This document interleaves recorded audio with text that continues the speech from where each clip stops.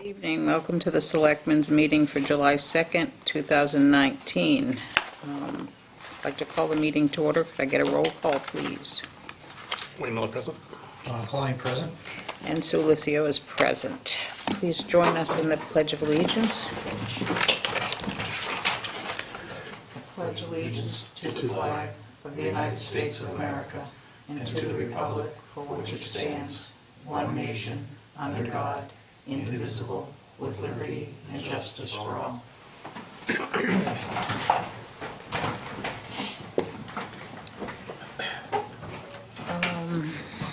I don't know why it's not on here, but the meeting is being tape recorded.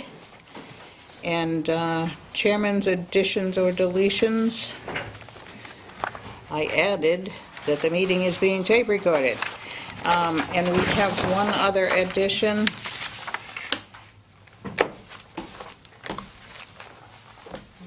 Where might we put this, Mr. Kreidler? It could be meeting business, section 3. Yes, let's do that, So 3.3. please. 3.3, and we're going to be discussing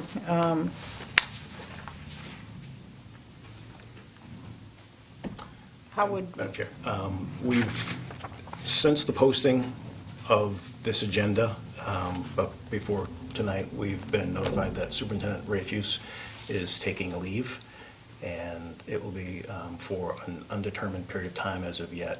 So, given the staffing concerns in the water department, moving forward with the appointment or consideration of appointment of someone to step in his stead during his absence. considering consideration of a posting to appoint someone Certainly.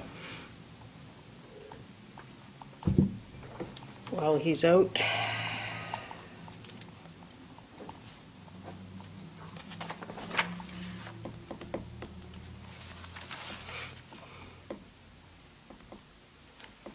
Okay, anything else? Okay.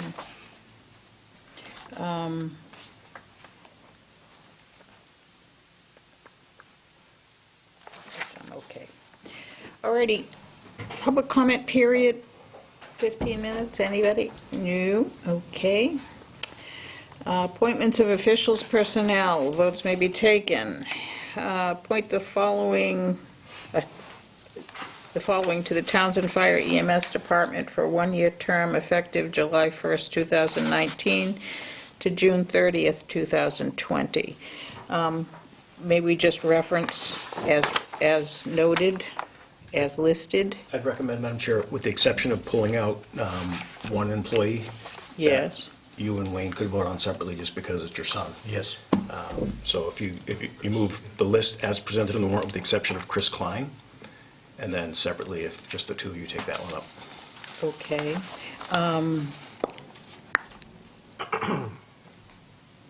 Okay, Okay. motion, please. I make a motion that we appoint as attached to the Townsend Fire EMS Department for a one-year term effective July 1st, 2019 to June 30th, 2020, with the exception of Chris Klein. That's Anything it. else you need there? Joe? Nope. That's perfect. Second. Moved and seconded. I do have a question.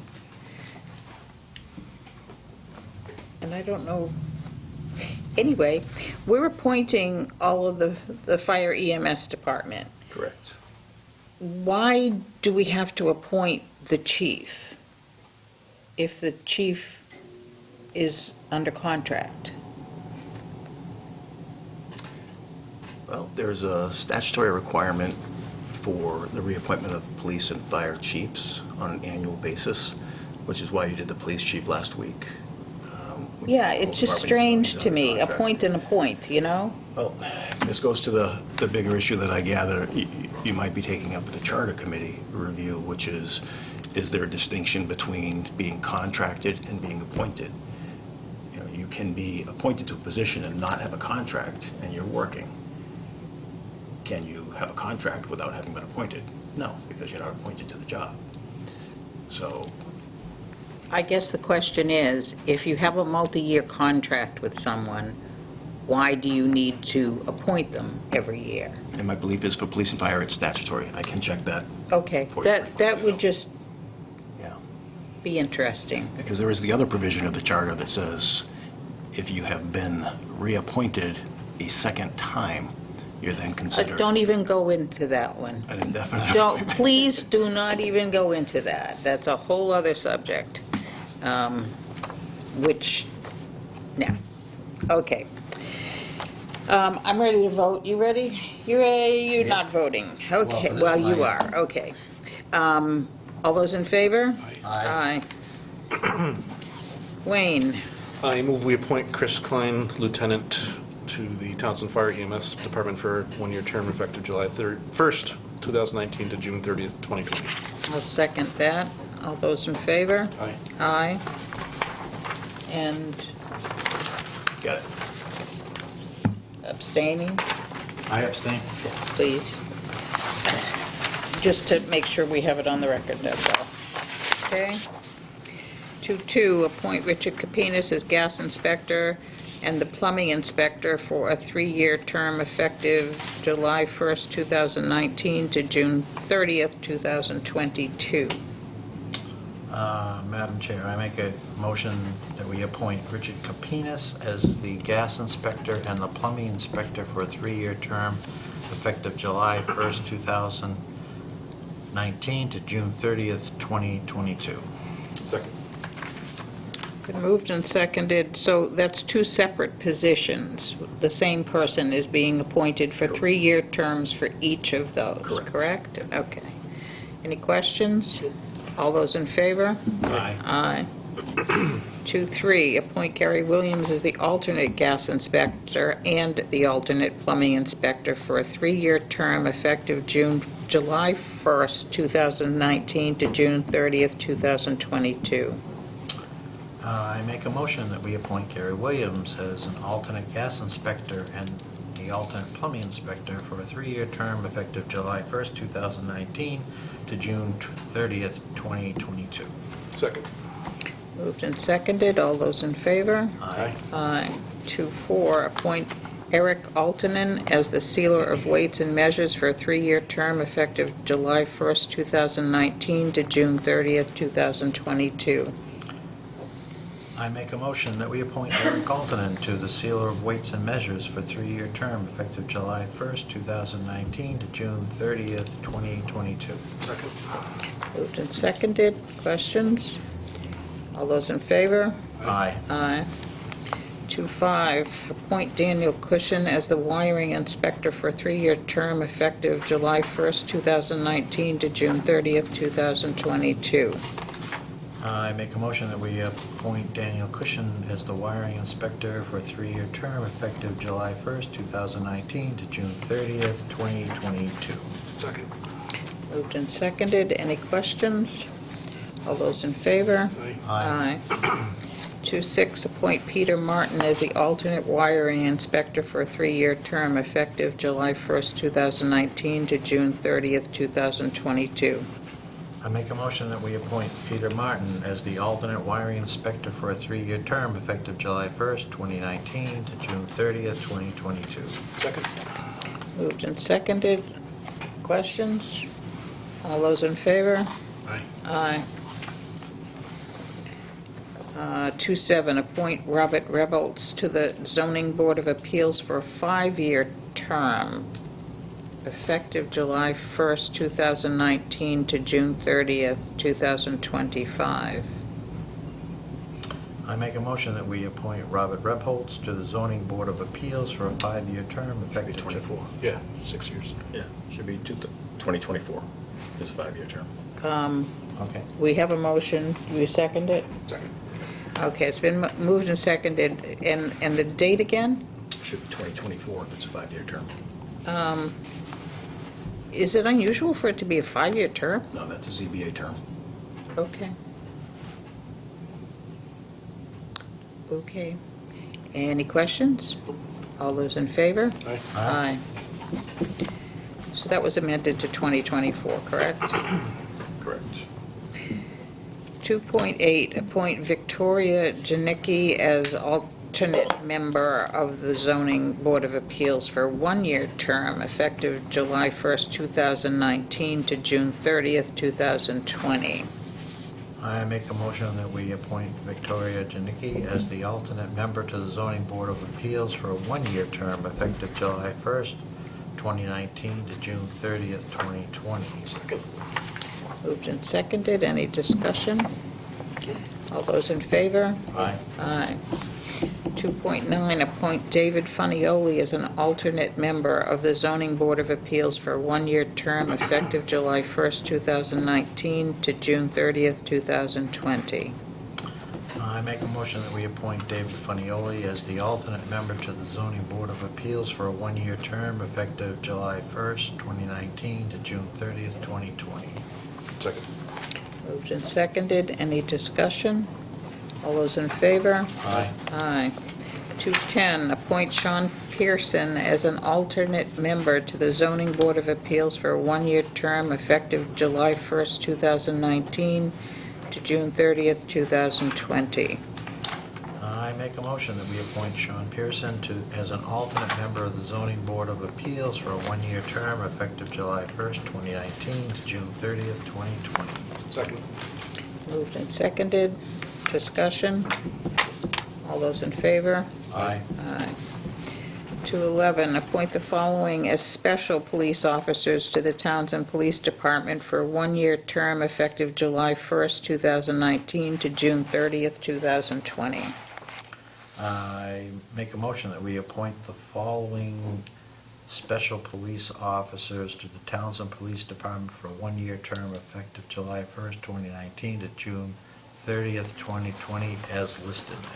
Second. Moved and seconded. Discussion? All those in favor? Aye. Aye. 212, appoint Joan Watkowitz as the town representative to the Nashua River Wild and Scenic Study Committee effective July 2nd, 2019. I make a motion that we appoint Joan Watkowitz as the town representative to the Nashua River Wildlife and Scenic Study Committee effective July 1st, 2019. Second. Moved and seconded. Discussion? All those in favor? Aye. Aye. 213, appoint Bill Wilkinson as the alternate representative to the Nashua River Wild and Scenic Study Committee effective July 2nd, 2019. I make a motion that we appoint Bill Wilkinson as the alternate representative to the Nashua River Wildlife and Scenic Study Committee effective July 2nd, 2019. Second. Jim, these have no ending term? No, they don't. Okay, thank you. All those in favor? Aye. Aye.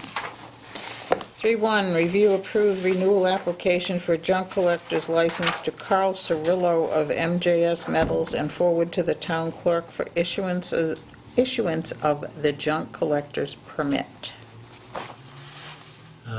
Excuse me. I make a motion that we review and approve the renewal application of a junk collector's license to Carl Cirillo of MJS Metals and forward to the town clerk for issuance of the junk collector's permit. Second. Moved and seconded, so we're moving to approve, correct? Okay. And, all right, that's in there. Any questions? All those in favor? Aye. 3.2, review second reading of policies. Policies that we have. First is code. Madam Chair. On these issues, the Code of Conduct, Employee Code of Conduct Policy, the Technology Policy Social Media, and Technology Policy Email Communication all incorporate the changes that you recommended at your work session and have been forwarded off to council for review and come back without comment. The technology policy, technology use policy, however, the fourth one, which is in your packet at 3.2.4, council does have a question about the distinctions that are attempted to be drawn between the use of private devices and non-town resources while at work. You remember this is a discussion around if somebody has their laptop or tablet or phone and they're on break and they log into the non-town official Wi-Fi, but the town guest Wi-Fi. She just wasn't really getting her head around those distinctions, so she was asking that that be held, so we can work a little bit more on getting those details a little Okay. clearer. So she's good with the first three, but the second, Could you point out that section, please, for me? yeah, it appears in a couple sections. You'll see under privacy statement on page 1, there'll be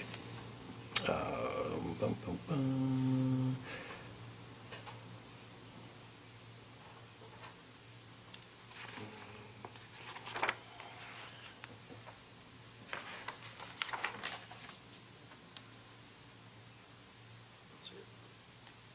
Actually not seeing it in that section. Give me a moment to find. It's in a number of different sections throughout here. Okay, well, we can take this up at the next work session then. Is that all right with you guys? Fine with me. Can you just find it and maybe I'll email her. highlight it? I'll email her a copy with her comments.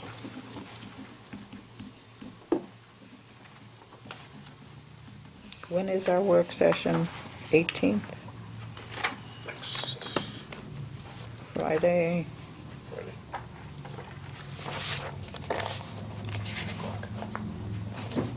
What's the date? 7/12.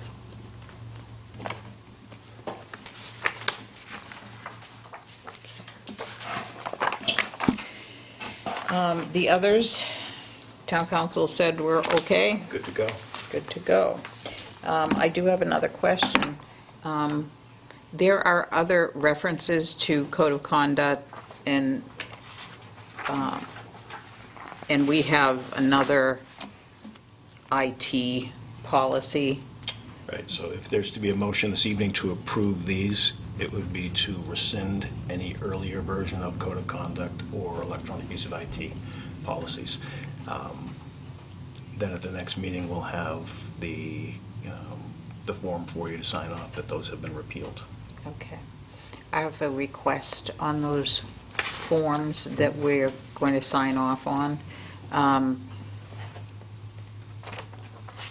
Rather than have a cover sheet that says all of these were done, if we could have a footer on everything that we sign, on every individual policy. Absolutely, that's a good idea. Okay, so that we have who signed it and what the date was. Okay, so for instance, the three that you've just presumably approving as a Yeah. second reading, they would become official. So you could make the motion to sign out of session with the proviso that the footnote is added saying which ones it repealed and on which date. Which ones it repealed, and I want to make sure that every time we sign a policy, it has our signature and a date, because one policy may change, but another one may not, okay?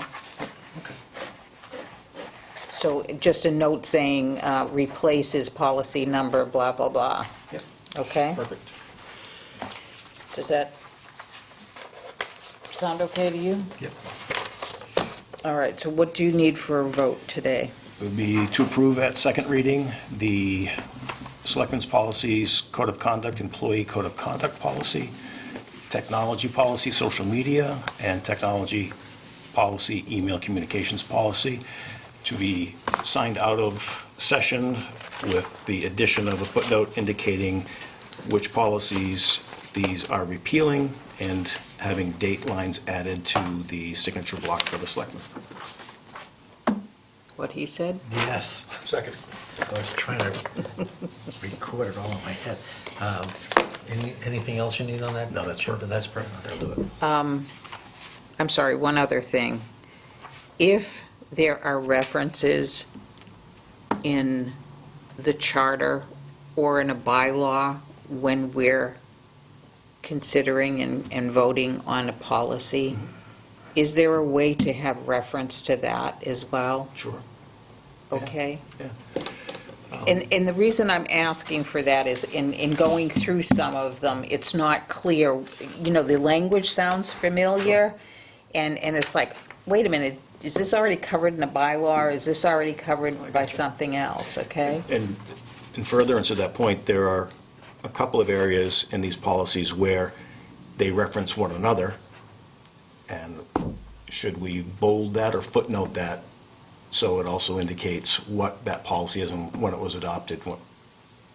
Or at least what the policy is, because then you can go to it and Right, see 'cause when it was it'll adopted. say, in accordance with, the town's social media policy, or in accordance with the town's code of conduct policy. So maybe even if we highlight or bold or italics them or something, just so they stand out, that people will know there's another document. Okay. Okay. Any other questions? No. All those in favor? Aye. Aye. Aye. 3.3, consideration of the water superintendent position and the apparent need to, Yep. Jim? Couple things, Madam Chair. I had the opportunity to speak to the chair of the Water Commissioners this evening in advance of this coming up for consideration, and the commission is meeting itself this evening at 7 o'clock, and they're going to be taking this up. They have not yet taken it up because, as you know, it just occurred on Friday. On yesterday. So the chair felt it appropriate for me to share with you, but make sure you understood he has not yet received any vote or consideration from the commission. But just so everybody's on the same page at roughly the same time. And it would be the form of a motion like this. I move that the board, number one, work with the chair of the Board of Water Commissioners to secure the services of an interested certified public water superintendent from our immediate area in an effort at contracting with him for a set number of hours per week to oversee the operations of the water department during the period of Superintendent Rayview's leave. He has spoken, the chair has spoken to an area water superintendent who has an interest, who has the ability, has the time, and would be willing to do so.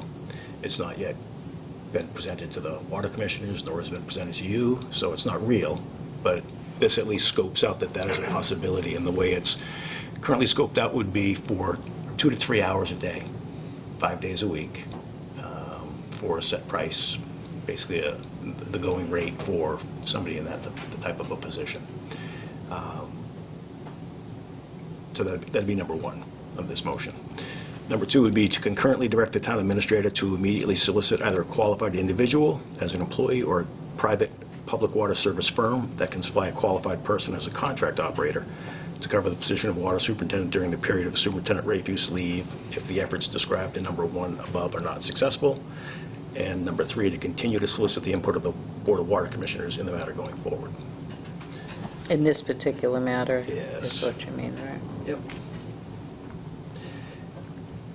And I think this presents an opportunity on a very discrete issue that is pretty well defined as to whose roles and responsibilities are which ones. Well, they always bring us the appointments Right. anyway. So I think this is a great opportunity to demonstrate the ability to collaborate on getting this taken care of and get it taken care of quickly. So if number one is accepted by the commissioners this evening, that may be something that we can get before the Board of Selectmen, maybe even at an off meeting just for a couple of minutes, just to try to get it done as quickly as possible. And Yeah, I mean, that's the thing that I'm concerned with. You're leaving when? I'm leaving tomorrow morning. For how long? I'll be back on the 10th. You gonna be here on the 10th? Probably. Yeah. as we speak about number one, the expectation is the individual would be able to start on Monday of next week if we were able to get ourselves together between now and then.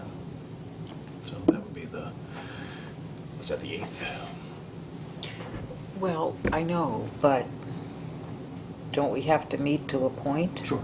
That's something, if we can get ourselves together and squared away, at least 2 members of the board between now and then. If it comes to pass this evening, maybe that the commissioners in total don't like the idea, and this is clearly. That's this fine, person. but if we do have a candidate, I'd just as soon meet as soon as we can. So can we say we'll meet on the 10th? Sure. Are you around any time between now and the 10th if it comes back sooner? Just for a 5-minute thing? Monday morning till 1 o'clock, that's really my only, Okay, So it so could be even if Dawn's yeah, not here, just to do we it, can yeah. take it, that's fine. Okay, So I'll just keep you posted on what we hear All out of right. that tonight. yeah. May I interject one thing first? Sure. I read into this that, what do you say, 3 hours? 2 to 3 a day. Day. 4 or 5. The only Days a week. concern I might have there is we got 2 major water projects that are starting this summer. Yep. Understand that the contractors are responsible for it, but the water superintendent's responsible for overseeing the project. And I'm concerned about only having him available a couple hours a day may not be sufficient for that project. Toward that point, we do have Ty and Bond as our resident engineer. That provides oversight as well. Okay? So what we can do is just confirm with the commission that they feel, I mean, this again is, we're clearly going to look at whose lane it is. It's their This is a- thing. It's a pipes and water thing, it's theirs. If they feel like that's sufficient coverage, Mm-hmm. then I would suggest we defer to their judgment on that. Okay, I understand. Yeah, I just, wanted to raise just, the issue. yeah, just bring up the question, Yeah. that's all. Okay? I'm another assuming. question about that is on-call, I'm sorry? on-call emergencies? Again, I'd defer to Okay. what the chair presents out to his Yeah, other that's their members board tonight. that has to figure that out. Question I have, that's all. Yeah. Okay, So in the form of a motion, if somebody felt so have inclined. you got, there you go. Which one of these are we? Oh, As presented, Oh, as as presented, presented by the okay. town administrator, Yeah. would be sufficient. I've read it Okay. verbatim, so. I make a motion that we move that the board, as outlined by the town administrator, support, and in the attached document, that document. in the attached document, That we go forward. that we go forward. Second. So you've got, give that one to Jim, that goes with the minute things, okay? And moved and seconded, any other discussion? All those in favor? Aye. Aye. 4-1, town administrator updates and report. Thank you, Madam Chair. Personnel updates, the first one, A, school resource officer. Jim, could I bother you to lower that? Please, I'm sorry. I usually wear a sweater and I'm loving it, so. well, hopefully, I don't know, if it gets warm, speak up. All right, school resource officer. At the board meeting last month, the board made it clear they were expecting the chief and deputy, in parentheses, along with Superintendent Morgan, to get together, conduct an additional research, and come back with an update, if not an outright plan. Over the last week, Chief Bailey has been dealing with a personal issue that has kept him out of the office and will continue to keep him out of the office into at least next week or this week. And I did get a note today indicating it'll be the majority of this week that he will not be in office. Additionally, I had made multiple attempts over the past week to reach Superintendent Morgan. He did get back to me this weekend. He had some personal stuff he was dealing with as well. I'm hopeful between my writing this report and my speaking to the issue that we'll have something of substance to offer, but as I sit now, there's no information to share. As I sit now, there is no additional information to share because neither the chief nor Superintendent Morgan are able to be here this evening. Okay, next agenda, please. Yes, indeed. Thank you. Next, personnel administration project. We will be kicking off the personnel project within the week. The consultant is asked to meet with the board as a whole to ascertain the board's perspective, and then to meet individually if members so desire. I'll have a tentative project schedule with detailed deliverables available at the meeting, which I do for you here.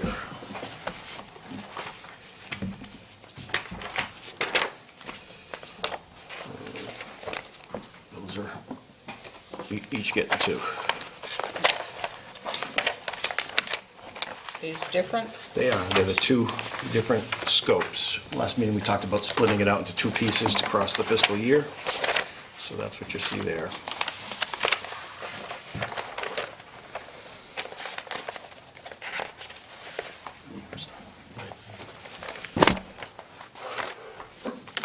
Bless you. Bless you.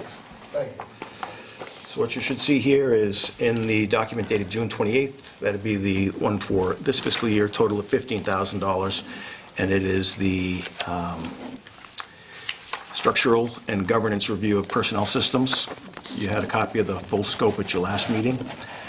This ties it to a list of deliverables. So on page 1 of the proposal, you'll see initial project meeting, identify the project liaison, clarify the scope of the project and approach, particularly to plan the scheduling of the review, and then they go into the specific tasks, interview and document review, preparation of draft report on personnel administrative structure, preparation of comprehensive final report on personnel administrative structure, and then the responsibilities of each party, both the center and the town, and then the fees. Under timeline, they have the anticipated timeline of the project is July initial meeting to map out the project, questionnaires distributed to key staff and stakeholders, July, August, September, interviews with key staff, stakeholders, review of documents, September, October, review of documents and organizational structure, November draft report, and December final report. So looking at a roughly 6-month window for this project. They then list the identified personnel from the Collins Center that would be involved. Mary Flanders Accardi and what her experience is, Michael Ward, what his experience is, and Nan Balmer Dunford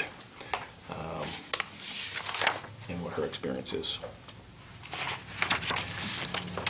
So there's nothing required of you this evening on this. This is just something that the chair had asked to have the deliverables and a schedule presented to the board. Okay, so this has to do more with personnel policies, handbook, that kind of thing. Right, the structure and documents, processes of personnel administration for the town. Okay. Does that,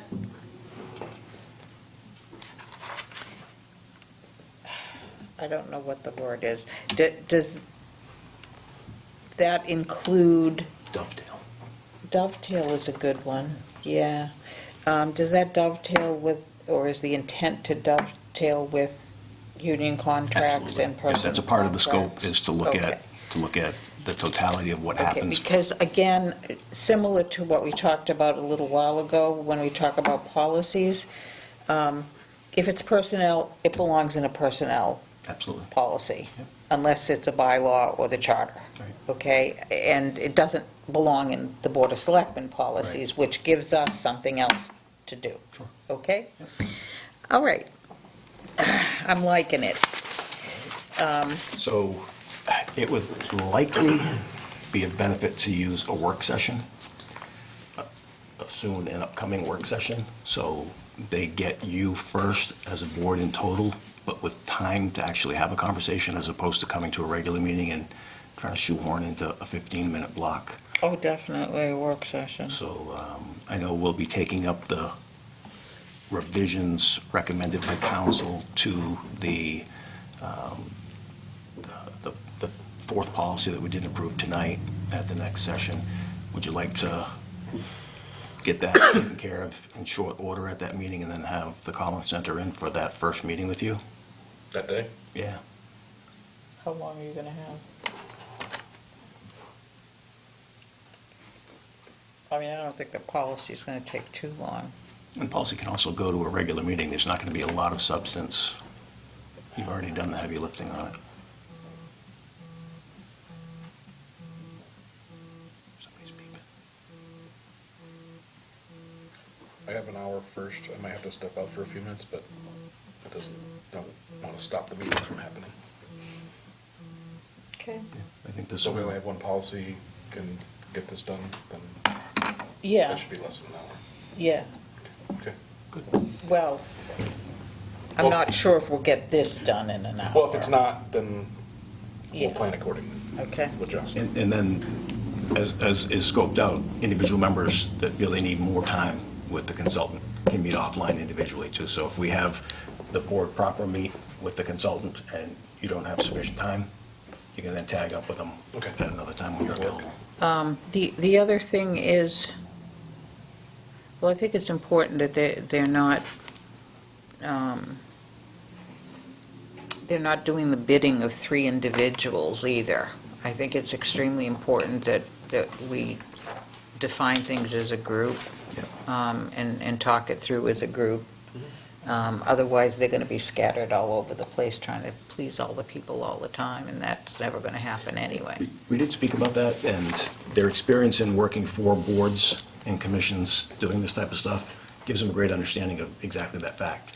That they've got to be able to tease out the consensus of the board, and whether it's officially by vote or just it appears in draft as the consensus, and then it gets presented back to you for additional consideration, and it can get further defined then. But they're very well aware of the fact that they're dealing with what could be three very disparate ideas on how things should go. Okay. Any questions?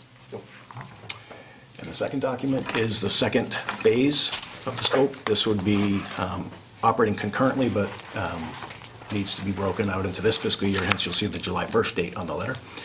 And this is for the comp and class plan.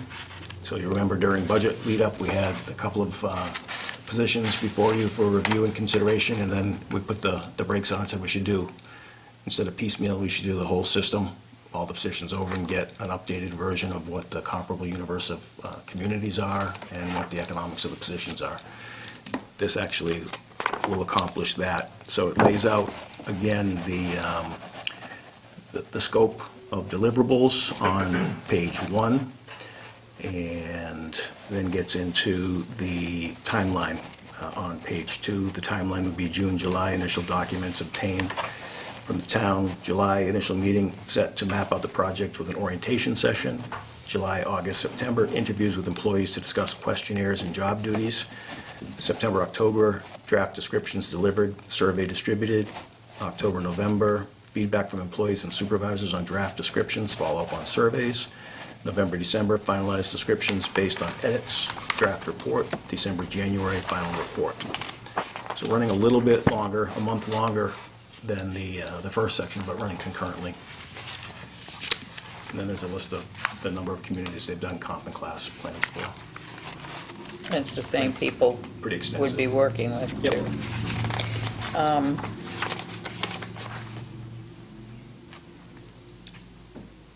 Question on the comp plan. Yep.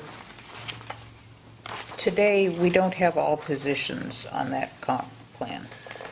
Right, and that'll be One of the where discussions. Well, that'll be where this will marry with the overall personnel structure as well, because at one point or another, everybody was on the comp plan back in like the And then, early 90s. then they started to, And then union, public safety positions were carved off first, and the union contract dictated. So where they were at the inception of that plan became the base, and then they negotiated percentage increases over time in union contracts from that base. And they've never looked back at that grid again.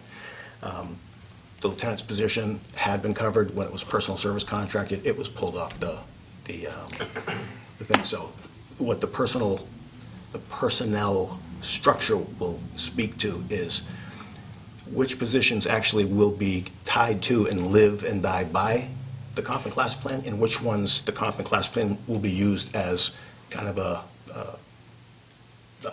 toe in the water to see where we are in terms of our compensation. So the issues like the contract for the treasurer collector that we were wrestling with, or with the accountant that we were wrestling with, are we within range or are we not? That doesn't mean that those positions would be held to the comp and class plan necessarily, but that'll give us the basis of knowing whether we're in the right ballpark with yeah. the comps. I'm going to have a bunch of questions when it comes time for that, because I've looked at some other towns, and they have their comp plan, classification comp plan right online, and everybody's listed. And I know that they happen to be, union or actually civil service in one case, So I just want to understand how those things get married together so that we have some consistency. Yeah, and I think that's really important, and one of the things to be very cognizant of is when you're negotiating your collective bargaining agreements, every increment of money that's put on the table, there's generally a bargaining and a quid pro quo about what management needs in order to offer that money. When you have it tied to a comp and class plan for which there are steps that are presumed to be automatic, you've given a bit of that negotiating away if you tie it, the union contract, to that common class plan. So it's just a lot of different things to consider, and I think that it'll be good to hear you guys thinking out loud with the consultant on this stuff. Any other questions? Don? No. Alrighty, thank you. Item 2, financial updates. This would be the final of the year-end transfer requests for fiscal 19 at year-end. That was one I wrote on Friday. I did receive an email from Mark Boynton today Yeah, indicating that he had an issue that was brought to his attention and would require a reserve, year-end transfer. He'd asked if I thought it would be allowed on. I said I wasn't certain, but given that this is the last meeting you're going to have before the 15th. I don't think we have any choice. Right. So I do have. So the amount was? I want to say, I'm going to pull it up, but I want to say it was 4,000.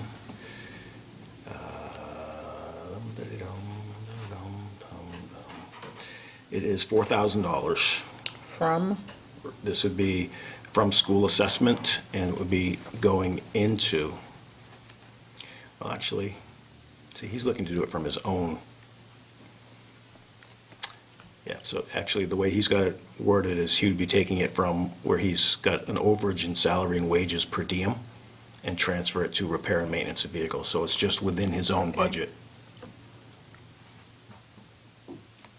So very specifically, it's transferred to repair and maintenance vehicle and transferred from salary and wages per diem ALS in the amount of $4,000.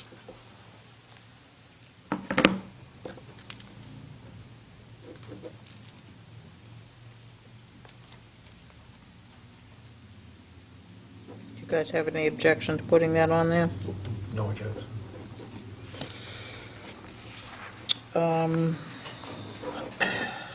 And Jim, I had talked to you about one other one that I thought was coming from police, but it looks like it's changed. It's Yeah. going from health insurance, correct? That's correct, yeah. Okay. Alrighty. Is it me, or is this substantially less than we've dealt with in the past? It is less than we've dealt with in the past, but it's still, I think to your point earlier, Madam Chair, next year having a form that is more in-depth about the drivers behind it will help us wrestle it in terms of creating the next year's budget. Because right now, you know, this is still 18,000 police wages, it's still 22,000 facilities, 400 Board of Health. You know, these are issues that if we better understand the drivers, we can budget for it next year. For instance, in the Selectmen request here, this year's fiscal 20 budget has been increased for training, because that's one of the areas that we went over when I went to the program in New York City. We also increased because the level of printing that we did for the town meeting packets, the sheer number of pages and then the quality of the print, we had that shopped outside to an outside printer. That was something that we'd never done before, and once we realized what it's going to cost, and we plan to do it next year, we budgeted for it going forward in 2020. So for the other departments, I would expect that that form will be able to show us the same thing. Is that the professional services that you're referring It to? is. Yes, it is. Okay, I do think that that can drop from 20 to 15. Looking at the numbers are supposed to come in, you mean? the amount being requested, instead of being 20,000 to 15 for the select professional services. I don't think it needs to be as high as 20. That was a safe place to be, but I don't think we're going to require And that. facilities was over because of what? There were a number of issues in facilities, some of which may be insurance reimbursable but aren't in, and if they do come in, they would go to insurance proceeds account, which are then able to be appropriated from. Such as? One that stands out that I'm not certain actually is a great example off the top of my head is the heating break in the vestibule at the Council on Aging. Water damage claim there. best that's coming to me right now. And again, that demonstrates the value in having that form created that shows the detailed drivers. Yeah, I don't want to monopolize this, but the other thing that I think it points out is that when we're halfway through the year, that we take a good hard look at Sure. where we're at and how we're trending, Yeah, and that become a more formal process. Sure, because right now we do that at the department head meetings. We have, the year dates monthly, and anybody seeing anything on the horizon, looking at your reports. Sometimes, again, we've talked about this, that there may be stuff that is, the payment's front-loaded, so it looks like you're in trouble, 2 months into the year, but that. Oh, you no, paid I'm not the saying that, insurance I'm bill. saying like six to 9 months in. Sure. 3 months before the end of the year. Right. People should be taking a real hard look. Yeah, and I think that's a good thing to, as you say, make more formal with the board's eyes on it as well. Yeah, I mean, I don't want to be overtaxing people. No, but we're already doing that and looking at it, so we're already seeing what Yeah. those trends look like, so just Yeah. reporting it up Yeah. to your level is, Yeah. I think, a reasonable thing. Okay. I can't speak to what Mark does, but I can tell you that I used to do it on a monthly basis, just to see where I budgeted, how much I'm spending in that account, in anticipation of where I might be towards the end of the year.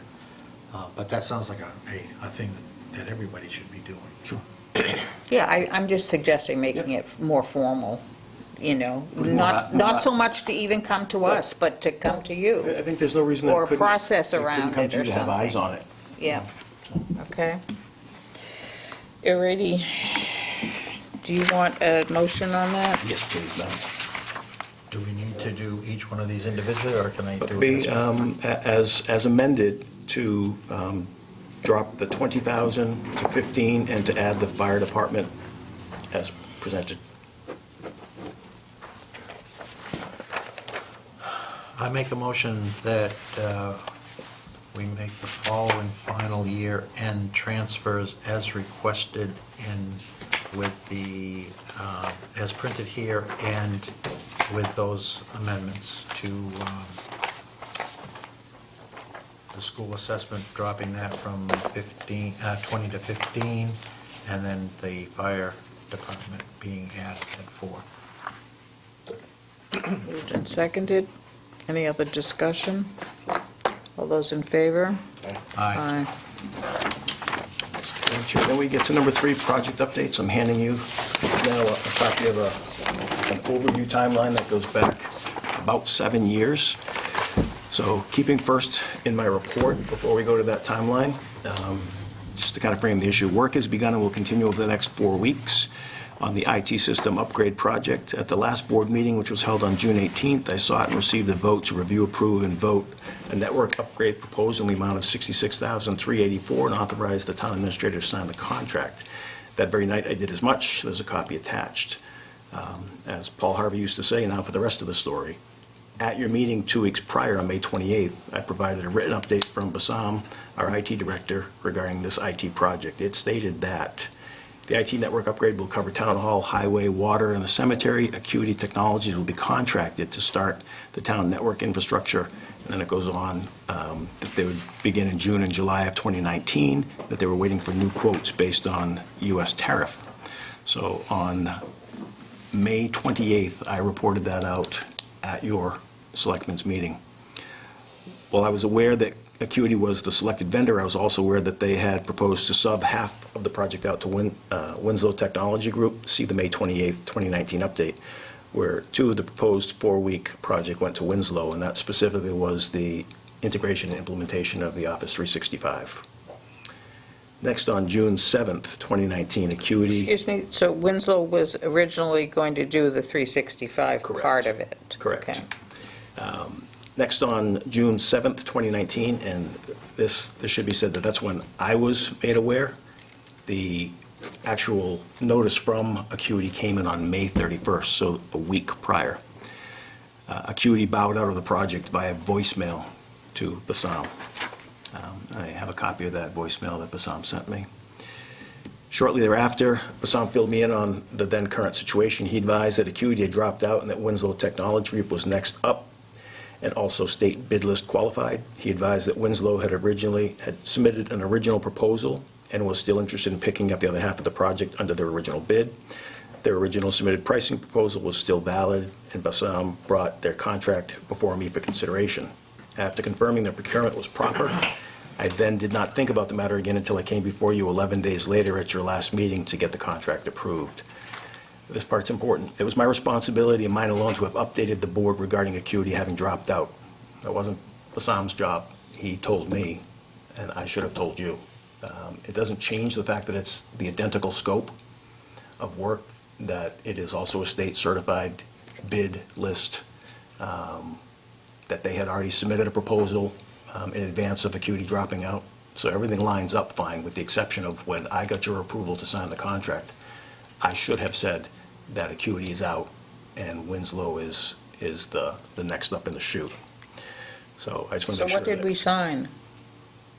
Contract with Winslow. Yeah, because that's the one that was put before me that 11 days earlier for review that I then was seeking your approval on.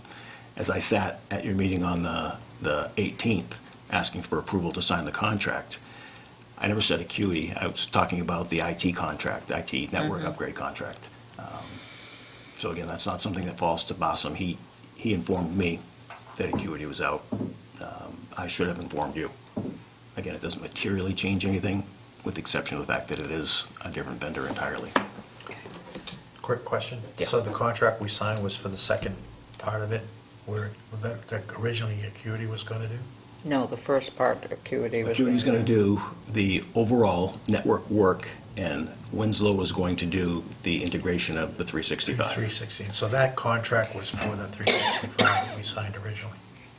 No, you actually didn't sign it. It was delegated to me to sign. Okay, well. So right now, Winslow is contracted for both pieces. They were originally going to be just one piece.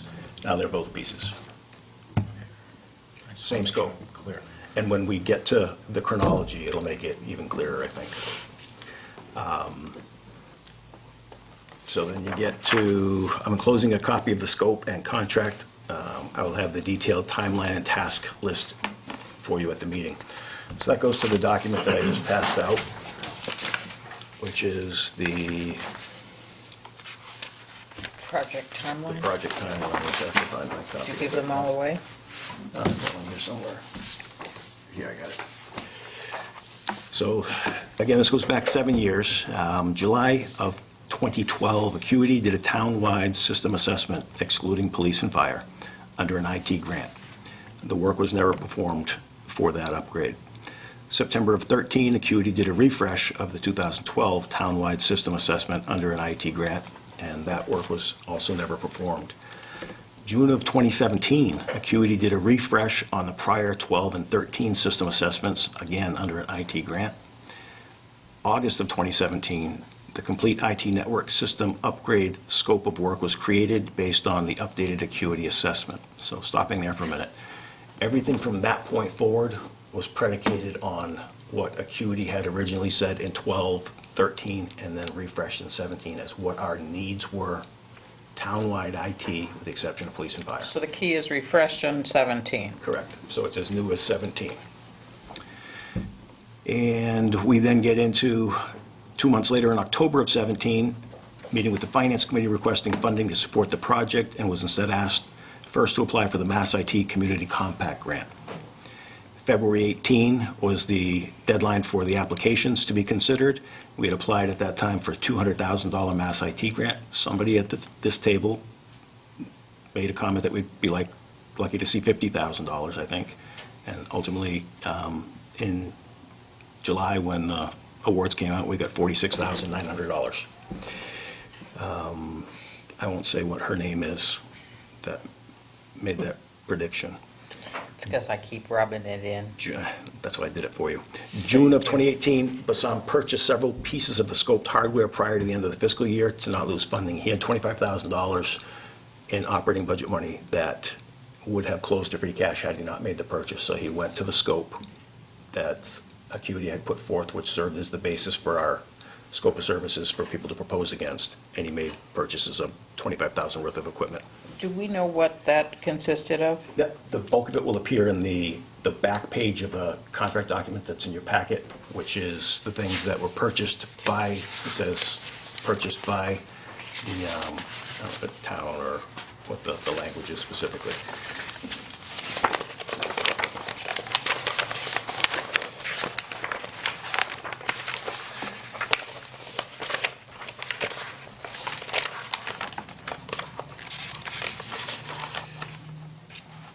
Oh, shoot, I didn't cop, In this guy right here, I believe. This is the thing that was supposed to be two-sided that I made copies of? yeah, so we're missing, I mean, you sent it to us, but I Yeah, didn't I print got it the out. updated one, I think was in the packet.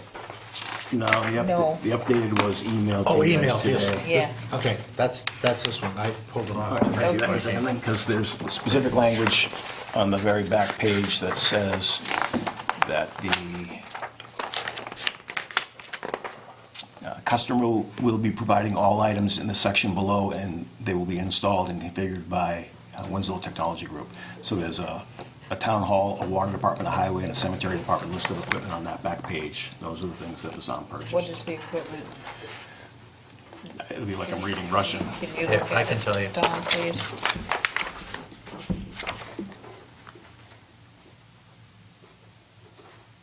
For the town hall, APC Smart UPS system, what that is, it's a backup power system.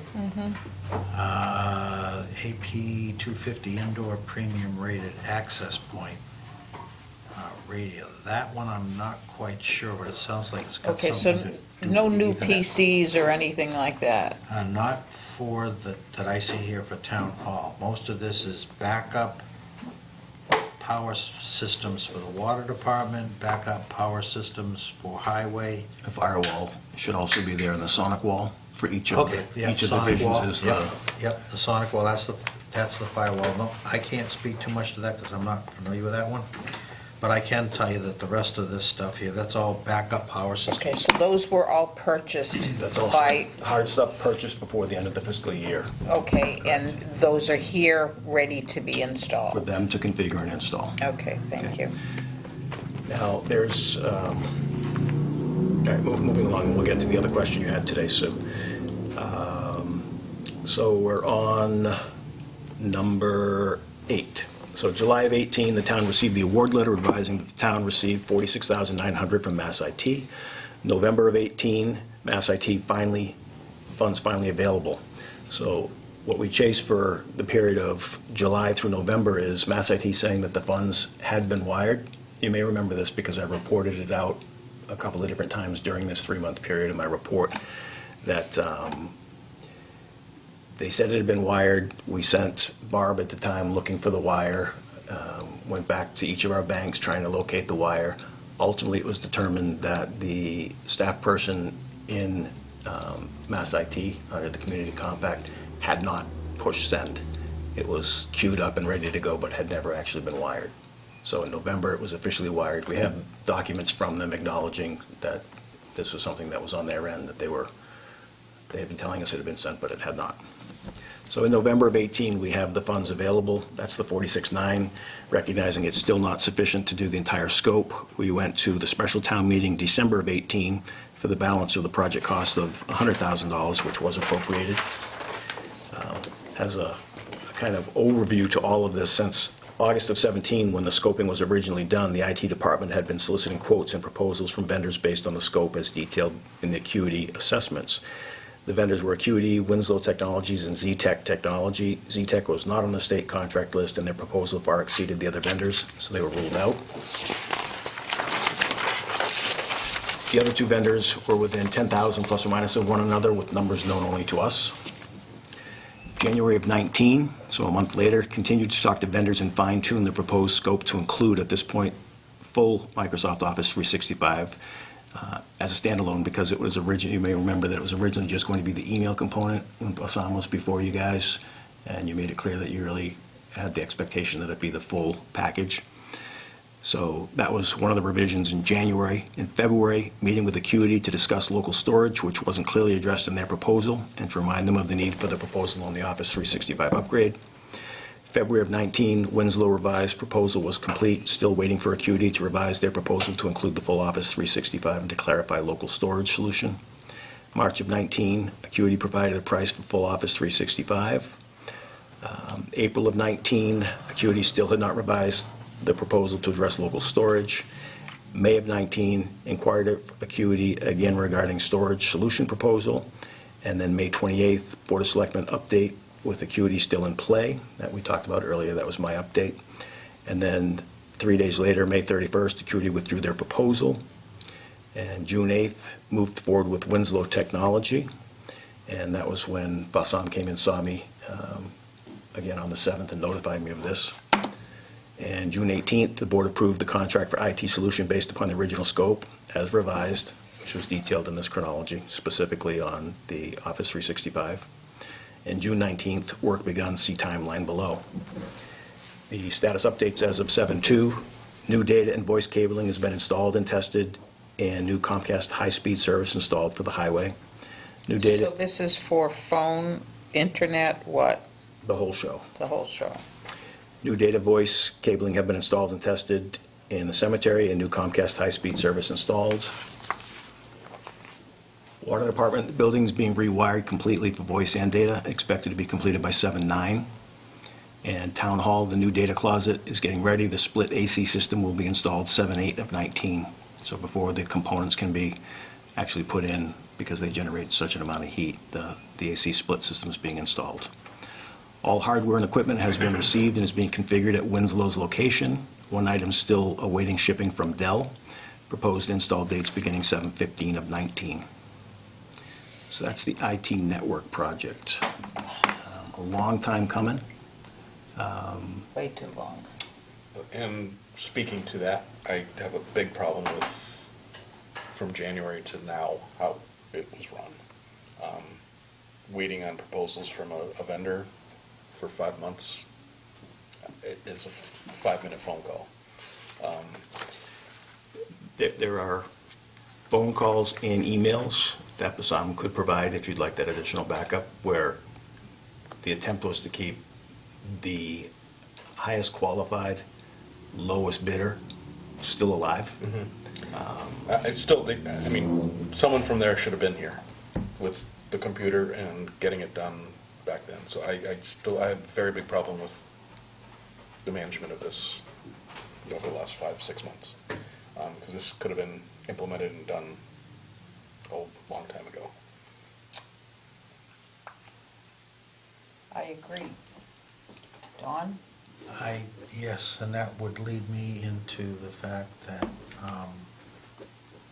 I think Bassam, well, he might, I don't know his qualifications, but I would assume that he's highly qualified, but he's running an IT department for an entire town, and he's the only person. I looked at the budget, I see that there's a line item in there for additional support. Why haven't we hired somebody to give him a hand? We're setting ourselves up for failure here. This is something I pushed at Andy when he was the town administrator, having a single person and a kludged system that ran the town. You can't, I've been through enough of these with municipalities when I worked for digital. If you don't do this right, your whole IT infrastructure goes down. And having worked with Acuity in the past, that's why I was supporting that side of it. Because not only I know what they do for work to install, it's the service after, because stuff breaks, stuff goes wrong. I wouldn't look to have our own IT department fix something that's either under warranty or somebody else installed.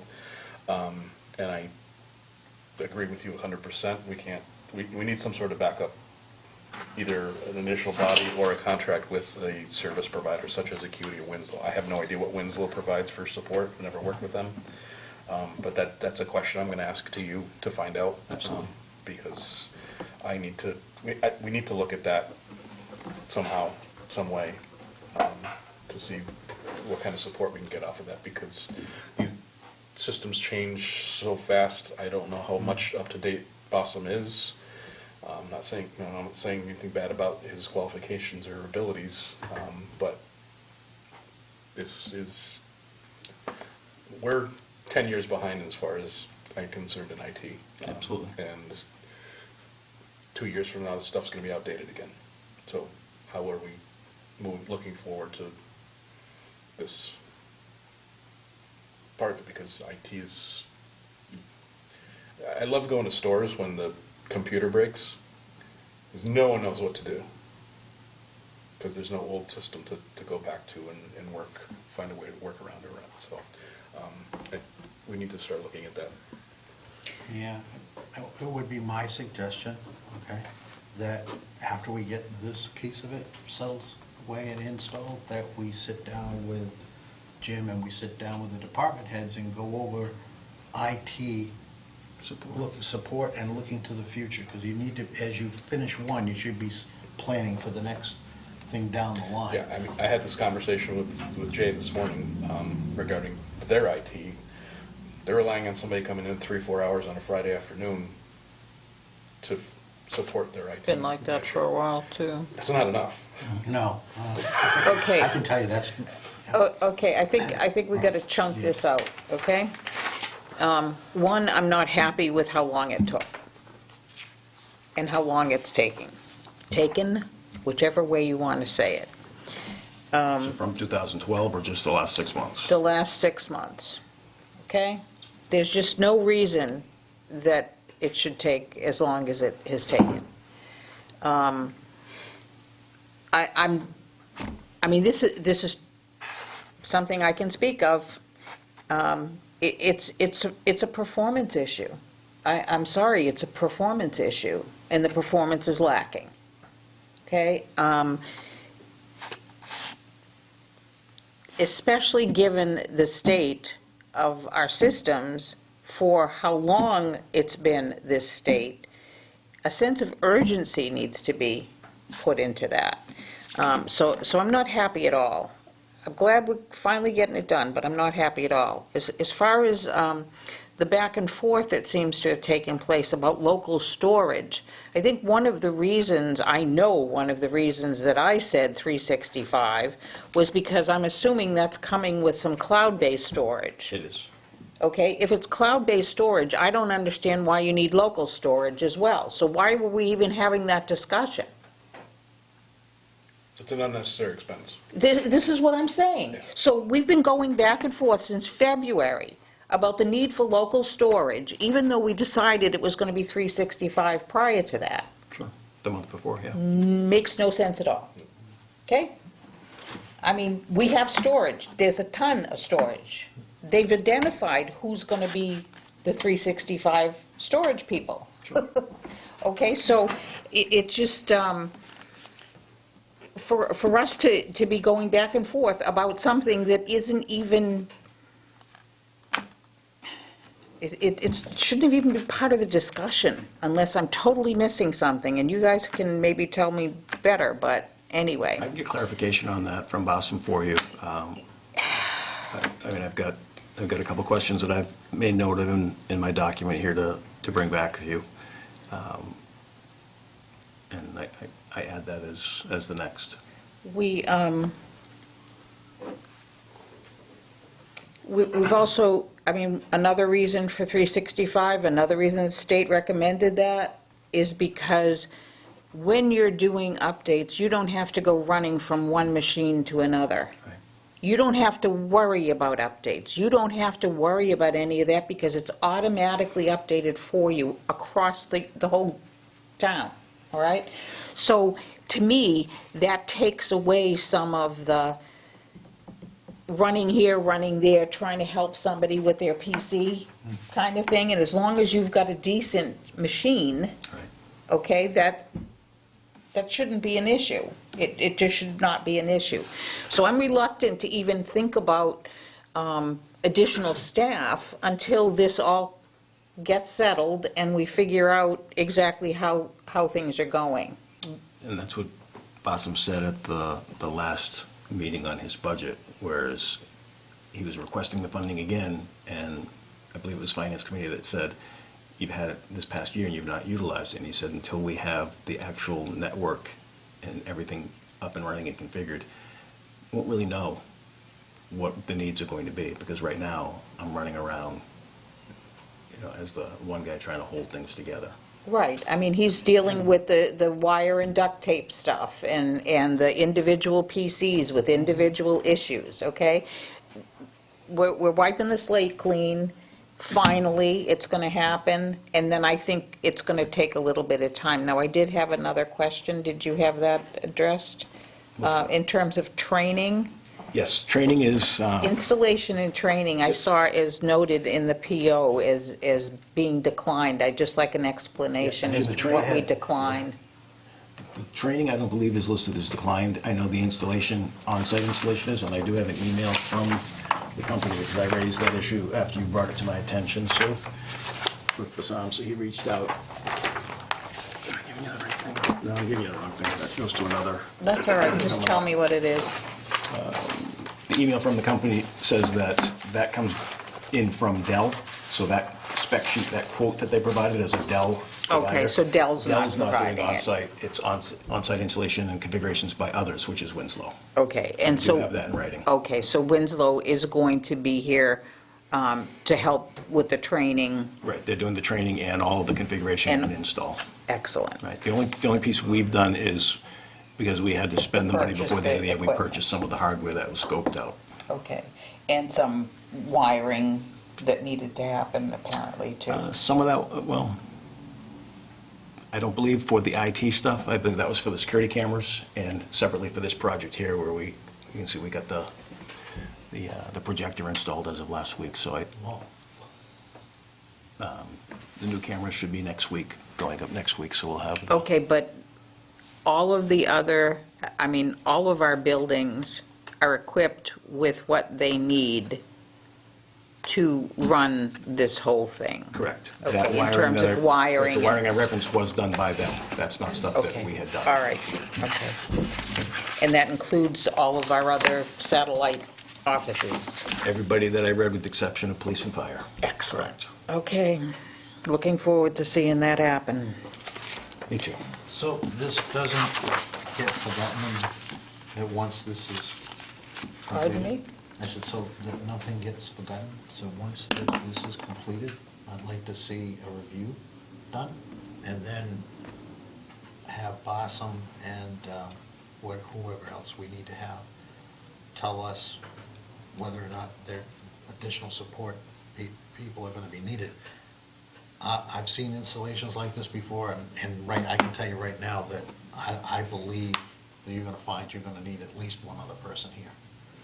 Well, I'm reluctant to have I that, understand your have that reluctance. discussion because we're jumping from Stone Age to today, and I'd like to see what today looks like before we go any further, because there are other things that we need to.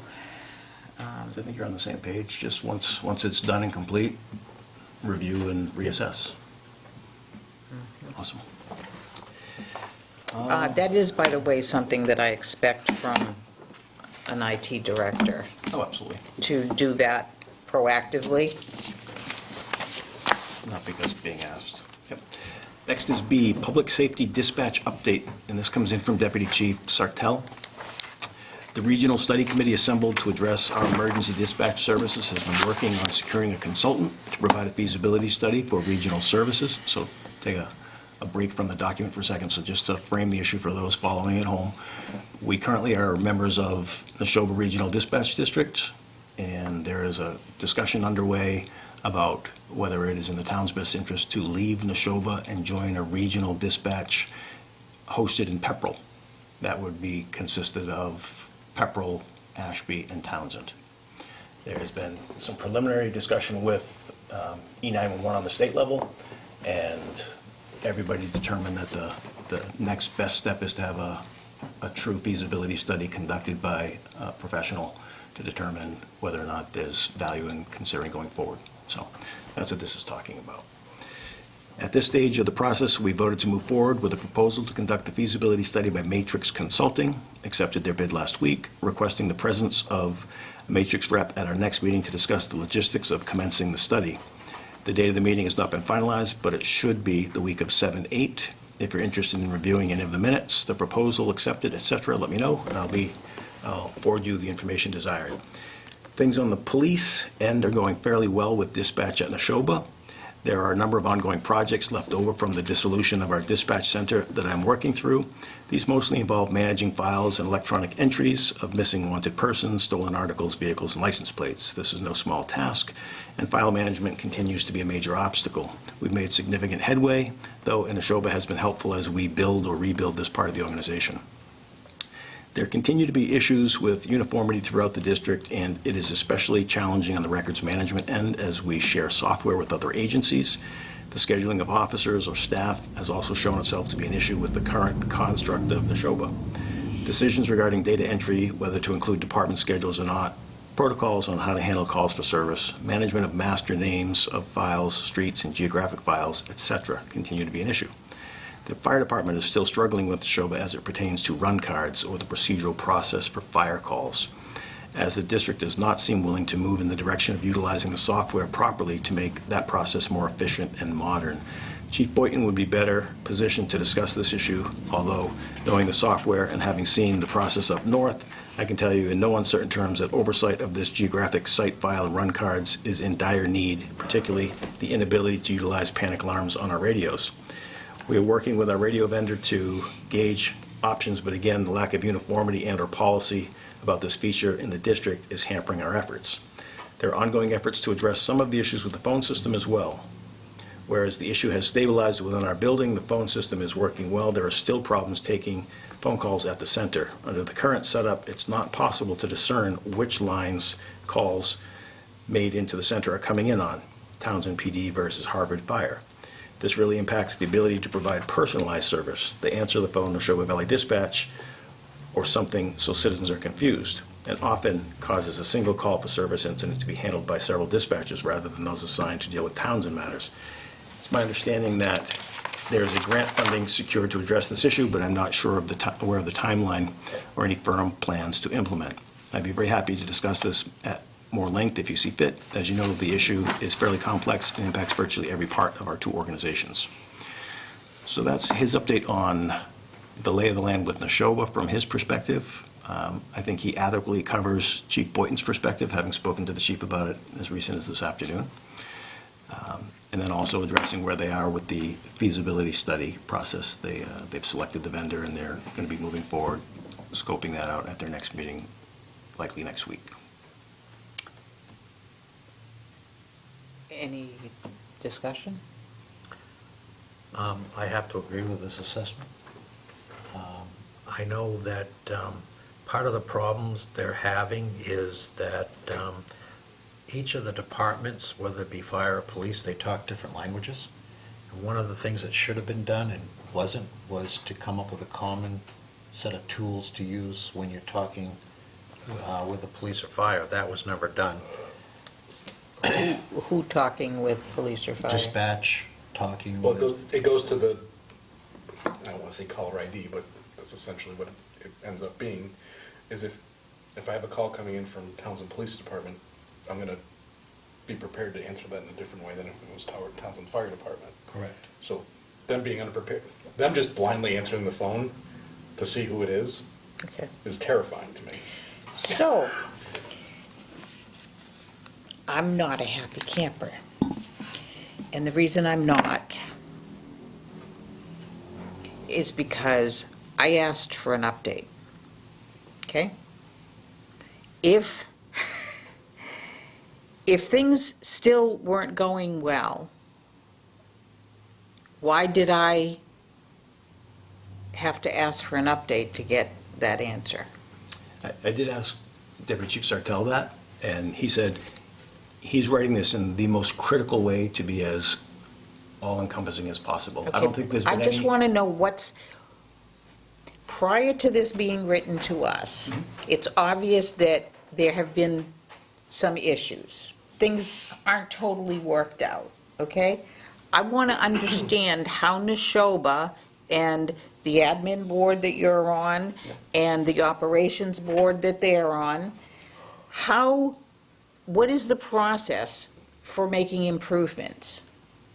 You know, have they been told this? Right. If they've been told and nothing has happened, why has that not been escalated?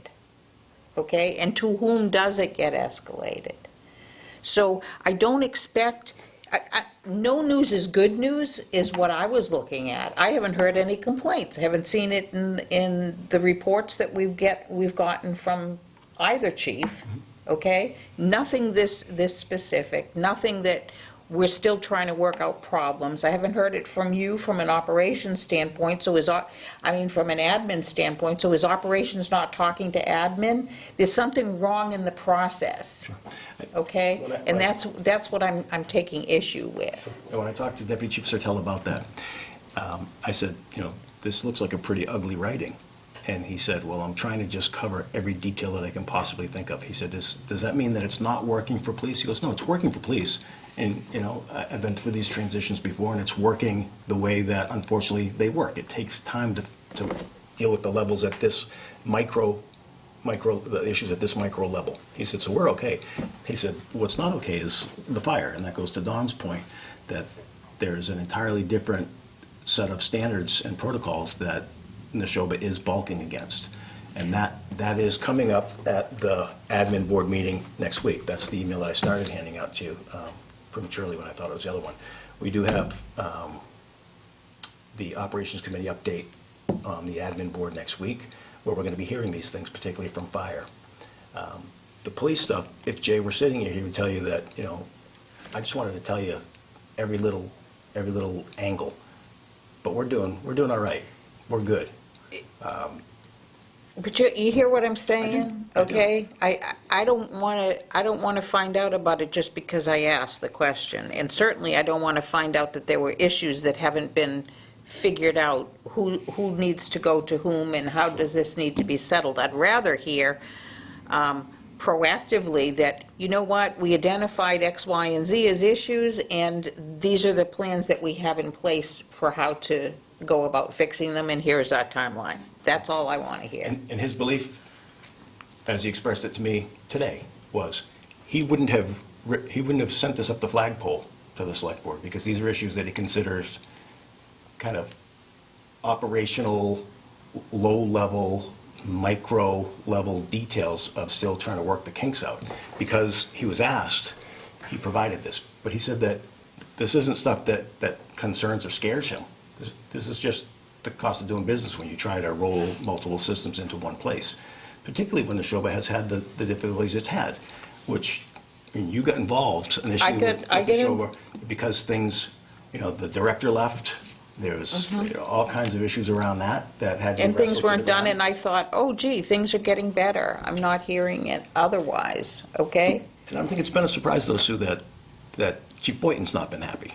That's something that he has communicated.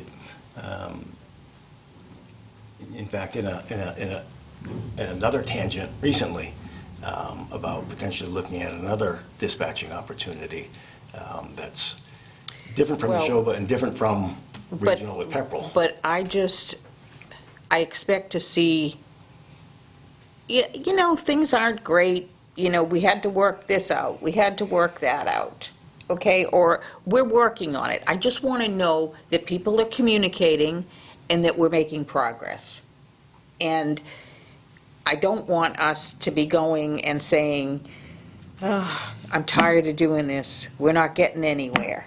Because that's when the grumblings all come.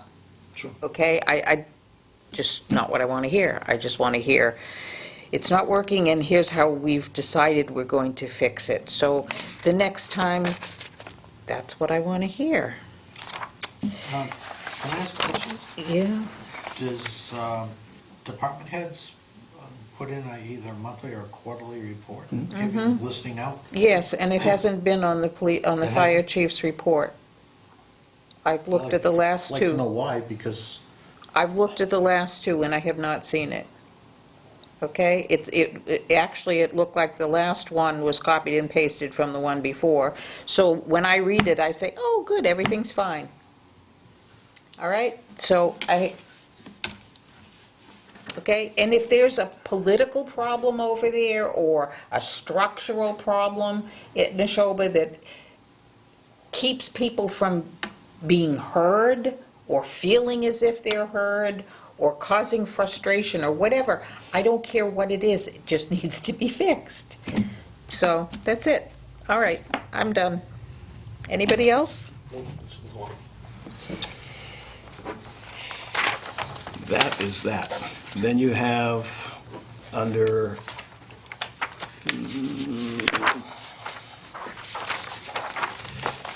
should be under miscellaneous updates next, work session task prioritization.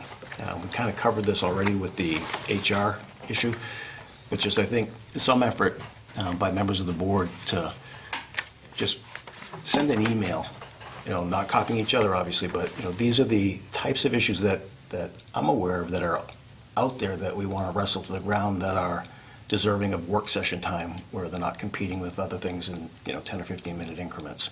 And then I can try to spin that back, working with the chair, to a schedule out of prioritization of what those issues are. Sue and I have talked about this, and it'd be, I think it'll take a load off Sue's plate, because she's, as chair, putting the agenda together, and she's always trying to think 2 steps down the road about what the next work session's going to be, and not being able to know what your priorities are on the issues makes it difficult to.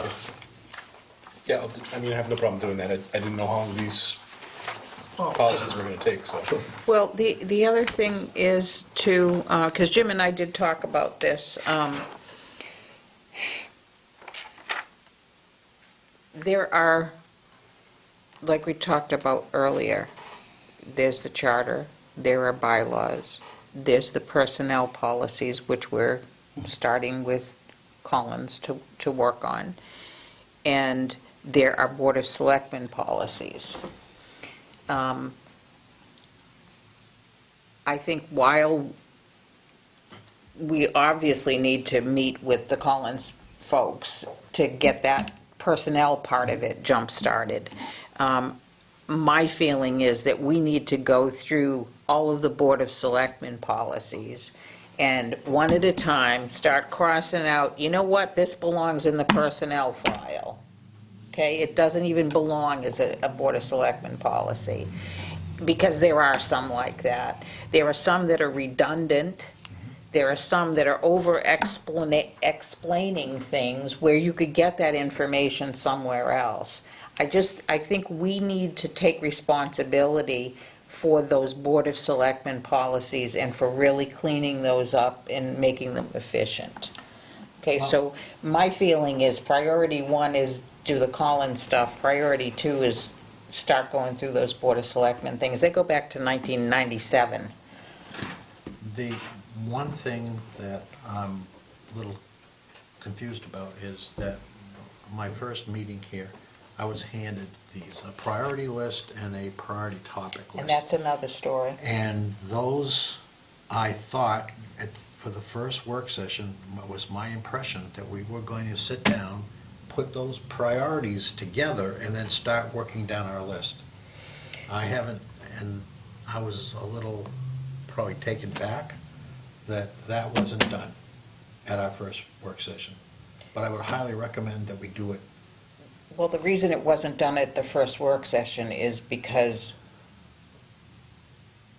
we all, and town council agreed that we needed to start working on those other policies. Those 3 specifically. Those 3 specific policies needed to get done, okay? And, yeah, we need to look at the goals, and we need to look at what's on our list from the standpoint of who's responsible for what bucket does it belong in? Does it go to the personnel stuff? Does it go to Board of Selectmen? Does it go to Jim? Because all of it doesn't belong to all of us. That then dovetails with the open issue of the TA job description, under which you would be defining where some of these things might belong. Exactly. So there's an interplay between all of it. And that's where the personnel stuff is really going to start to sort things out. And we start at the top for job descriptions. And that's fine, but what concerns me is that we will take the hot topic of the moment and be working just on the hot topics and never get down to our list. No, we have to, We need to have a list of things that by priority, that we want to work towards. And what I've done in the past too is, you have your priority list, that's fine. You're gonna tackle 4 of them, but you're also gonna leave 15, 20 minutes to tackle anything that comes up that's an emergency. That way you're always moving forward, and if, moving forward, and there isn't, the additional fire that has to be put out with whatever the hot topic is, we tackle it. And then if those 2 don't get done on that work session, we move them to the top of the priority of the next one. So just keep it systematically. I agree with you 100%, but we have to just have some rigor to how we're doing it. And we have to be able to say, I mean, the last work session that we had where we did those policies was wonderful. And I Bing, don't bing, disagree. right through, I okay? don't disagree. And I think it's because we said, it's limited to this, and we're gonna concentrate on this, and we're gonna get it done, okay? So I think if we take that approach and that discipline to everything else, it's gonna happen. But we've got the personnel stuff with Collins that we need to get them jump-started with. So I see that as the next meeting. And all this is meant to be as an item on the agenda is to take that list and anything else that's in your head that you think is a work session worthy item and just rank them. Send them to me, and then Sue and I can sit down with the ranking of these things and put the agenda out, to Wayne's point, to your point, out over the next 10 years. These are the issues, and we pick through them, right down the list. Okay. Okay. Yep. Move on. Lovely. The last I have is a sample prohibited materials bylaw. And this is coming out of left field to some of you, I'm sure, but there have been several questions raised lately regarding what authority the town might have to require residents to maintain a certain standard of aesthetics and to work to assure public health and welfare standards are met and maintained on and about their property. The following is a sample bylaw from another community that has such a requirement. I share this as nothing more than a discussion point at this time. Okay. So, Oh, your name on? well, no, it's get the boat off of the side of the road or, Refrigerators, couches, on the front lawn. or that couch that you put out there with the free sign on I it got a doozy down my street. 3 weeks, 3 weeks ago, and it's rained every day since you No one's did taking it. that couch. Nobody's taking that couch. Can you call Shaw's and Right. have them come get it, I mean, it's like, but the interesting part of something like this is this causes lots of discussion. I mean, but it's a good example. It's a good example of the kinds of things that we really do need to start talking about, And some of it becomes a public health issue. So it's not just the aesthetics, which you Well, definitely get it's in a trouble with property talking about. value issue, it's a, But, personal property rights run deep. that's right. But if it's a public health issue, if you've got a refrigerator that the door's still on the hinges, that's a safety issue. If you've got something that's holding water, stagnant water, tires, then that's a mosquito and it's a public health issue. So you got, there are other aspects other than it just doesn't look nice. And if we have abandoned houses that are falling apart, that's a potential health issue Absolutely. as well. So, yeah, Just a I sample. don't know where that ends up in our list of priorities. Just something to look at. Okay, Thank you, Madam Chair. thank you.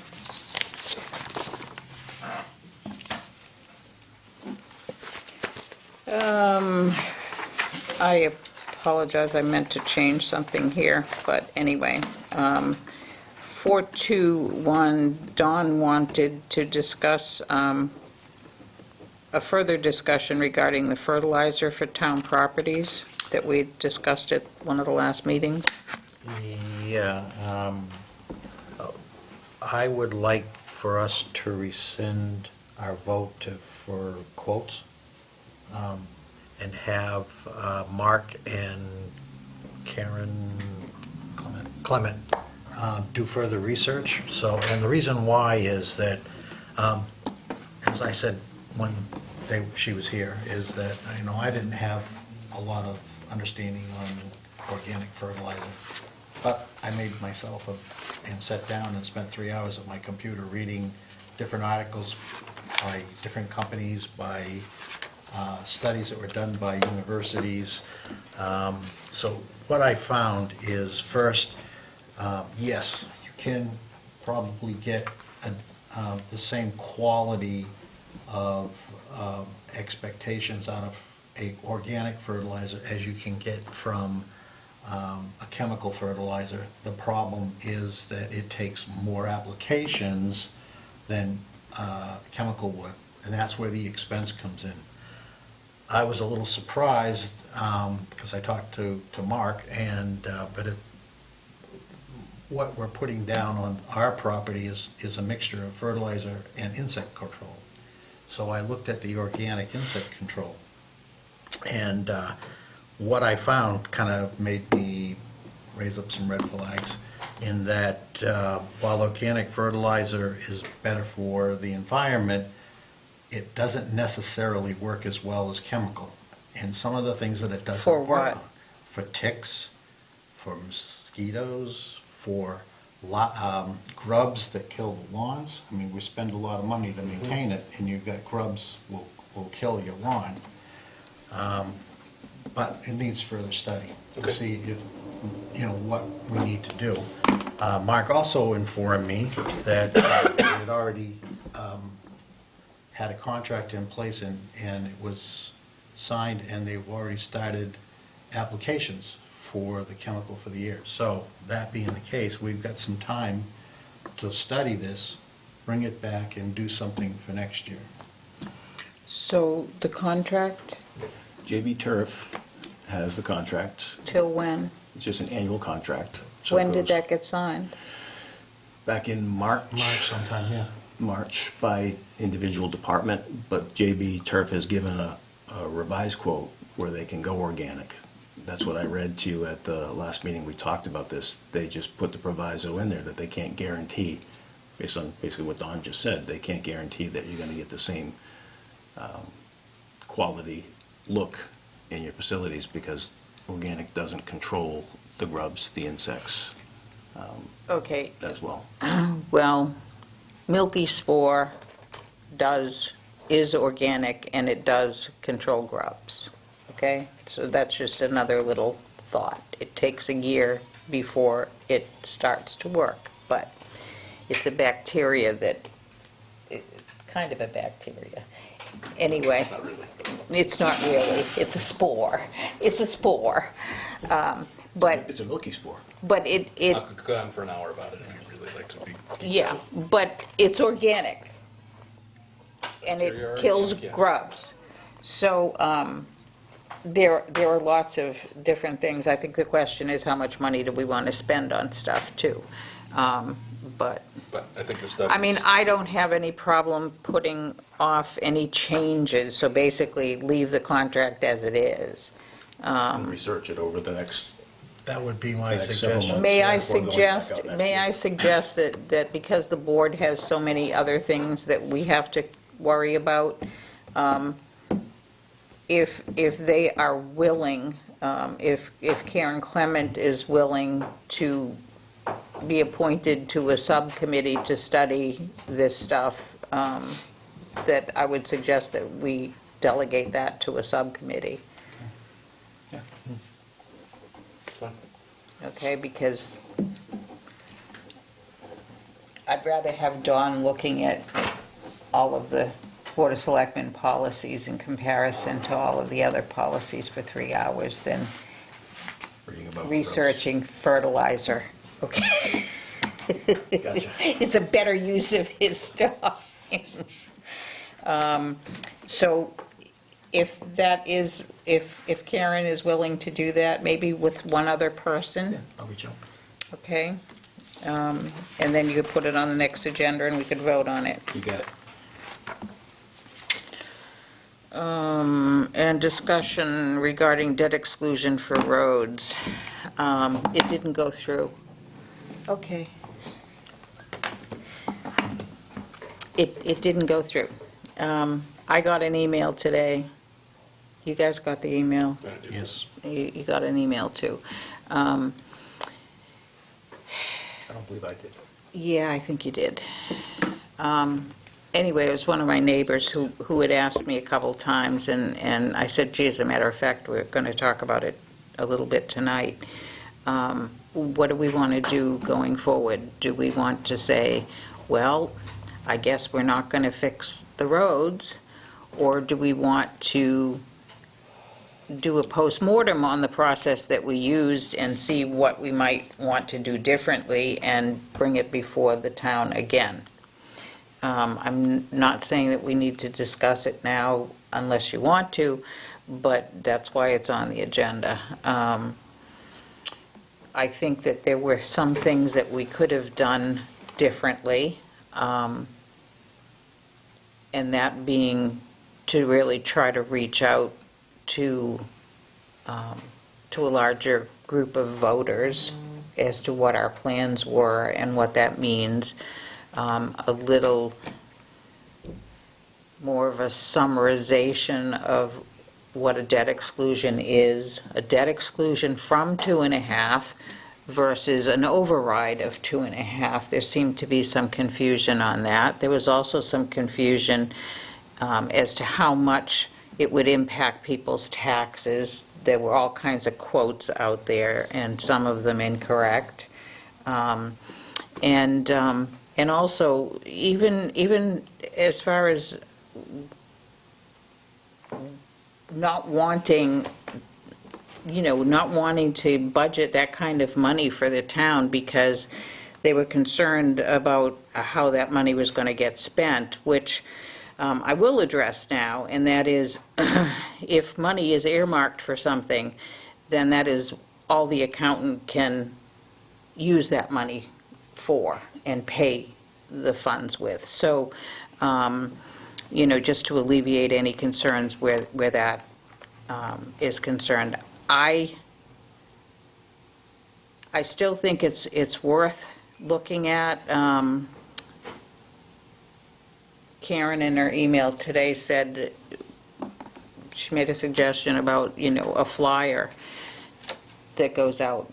We could do a hearing. We could, have a meeting to talk about it and answer people's questions. Or we could just let it die and let the roads keep deteriorating and then let the next Board of Selectmen worry about it.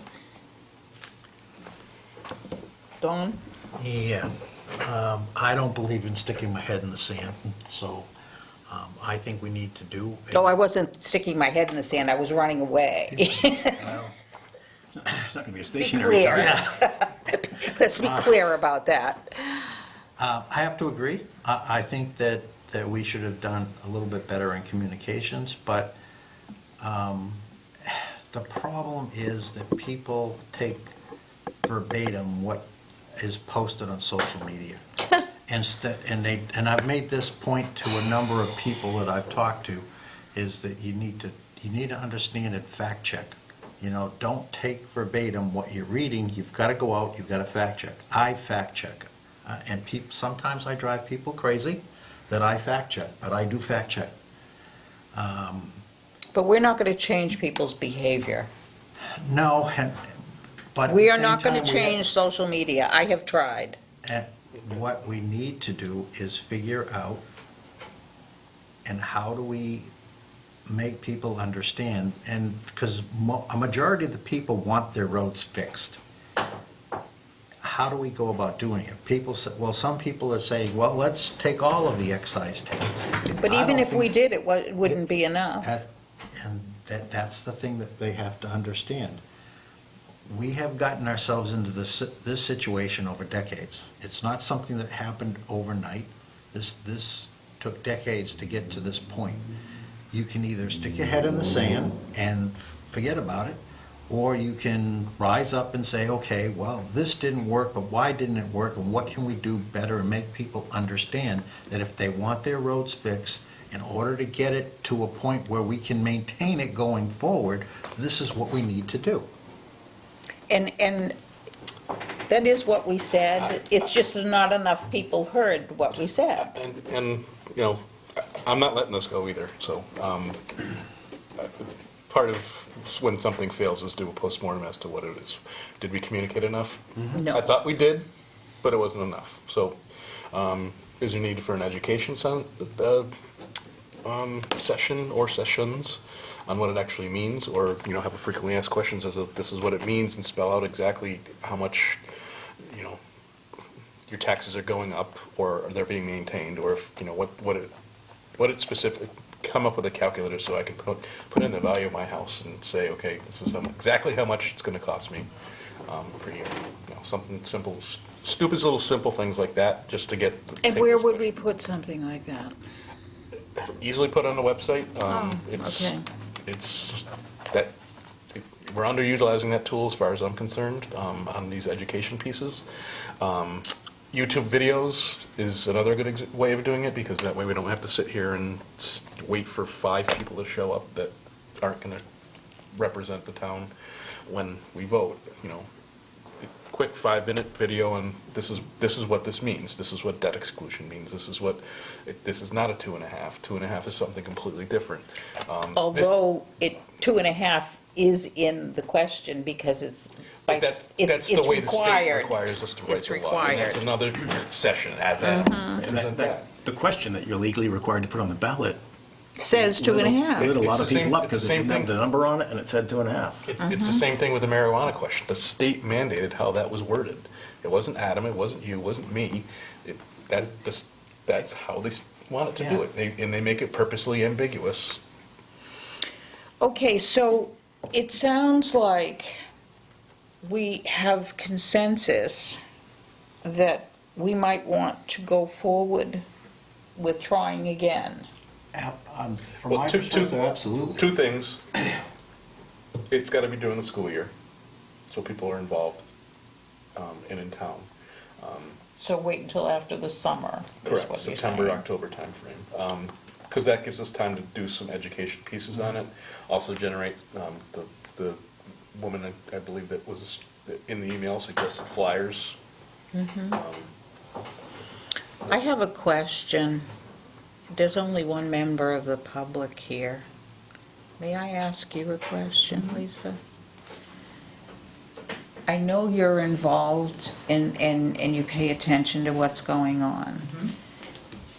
I know that there are a lot of folks out that use social media, okay? What I don't understand is if people have questions, why don't they visit our website? Because we had all of that information out there. The new website is, in my opinion, horrible. It is not user-friendly. It's difficult to find what you want to find. But those Am I were wrong? those were right on the front page. So, I mean, for this particular thing, if people wanted the information, and we had it posted out there, we had the explanation But a lot on of the people, wording. the apathy is unreal. And that's just it. People don't know anything that's going on in this town unless somebody says something on social media. They don't go to a website. They don't go to anything. They just live in their little bubble and that's it. Okay, so it's all of the people who maybe don't use social media that we need to try to reach out to. I think you need to try to reach out to all of them, both social, because people need to make up their own minds, no matter what I say or what anybody else says. They need to see the information and make their own opinions. So it's hurting us that we don't have a newspaper. Absolutely. We don't have a newspaper that seems to be interested in what's going on in Townsend. This is a problem. And that is causing a real issue for us. I also think people were wondering about drainage and all of that, but that the gentleman said would be yeah. extra, so they're like, oh my No, God, this is gonna. Yeah, He said it I didn't include that. understand the questions. Without having media coverage, we have to take it upon ourselves to do that. Exactly. So Right. I think- do we come up with a newsletter? Darn the, I agree. Okay, Something. so how are we gonna do this, guys? Fund a newspaper. They're going to lay the dinosaur. I was looking for a donation. No, I mean, here we are, we're work session, okay? And we're talking about a work session for personnel, you know, for the This- personnel yeah, stuff, a this work is- session for the goals, a work session for the Board of Selectmen policies. This and may be something we want to put in the work session where we have time. to For sit a whole session. Yeah. Okay, so I'm counting, okay? That's 4 work sessions that we're booked for right now, Fine, okay? if it gets it done, I don't care. Okay. And this is July, we have 1 scheduled for July. Do you think we could get 2 in August? August is a lot freer for me, yes. August is freer for me. Okay. Jim, would you collect availabilities from the board for August? Yep. For 2, at minimum of 2 work sessions? Because we've got 4 topics and that gives us 3 sessions. And I have no problem working on a Saturday as well. I have no problem with that either, Me either. okay? That worked good. I know, I mean, the ones that we did for the And, finance committee. Call? and I would, and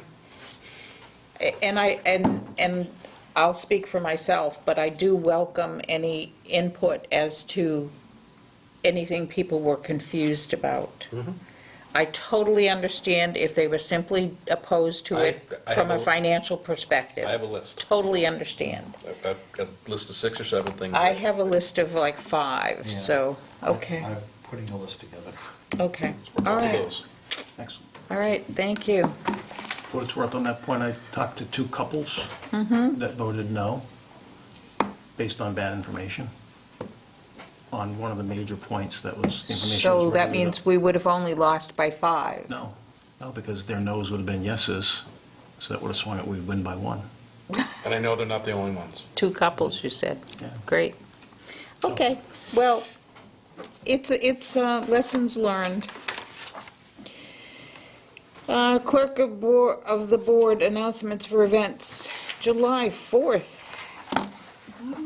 So, I'm assuming that I should read this entire thing, or do you want I'll try to put a synopsis together. Looks like the spirit of Independence Day will be observed for all to hear and see in the Townsend Center on the evening of Thursday, July 4th.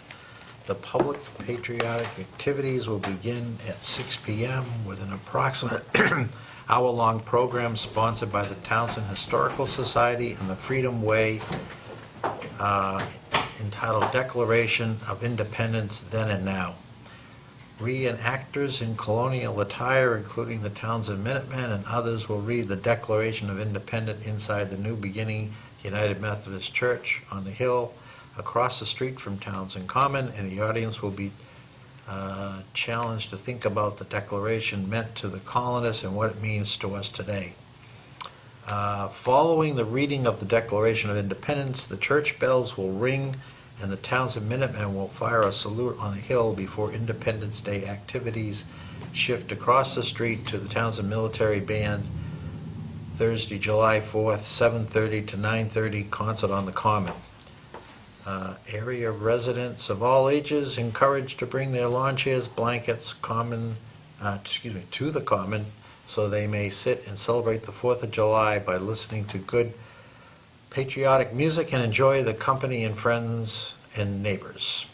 The Townsend VFW Post 6538 and its auxiliary will host the lawn party to be held in conjunction with the Townsend Military Band's Thursday, July 4th concert.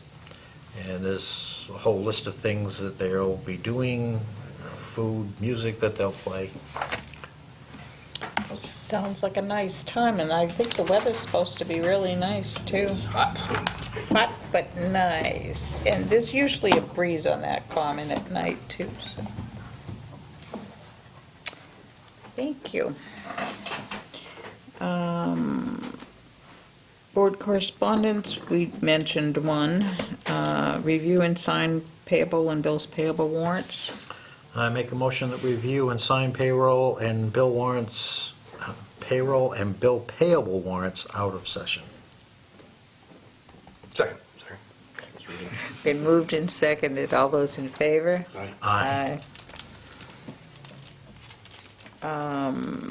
Executive session pursuant to General Law, Chapter 30A, Section 21A3, to discuss with respect to collective bargaining or litigation if an open meeting may have a detrimental effect on the bargaining position or litigating position, and the chair so declares regarding clerical union, and I do declare.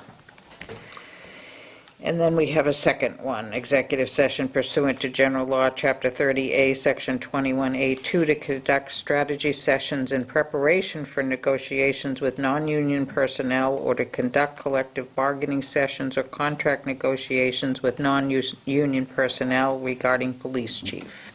Could I have a motion, please? I make a motion that we go into executive session pursuant to General Law, Chapter 30A, Section 21A3, to discuss with respect to collective bargaining or litigation if an open meeting may have a detrimental effect on the bargaining position or litigation position, and the chair so declares, reference the clerical union.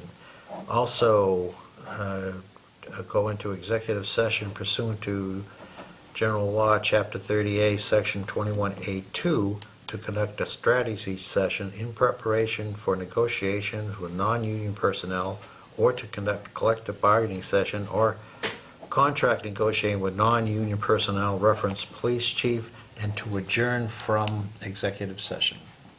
Second. Moved and seconded. I need a roll call, please. Windmiller, yes.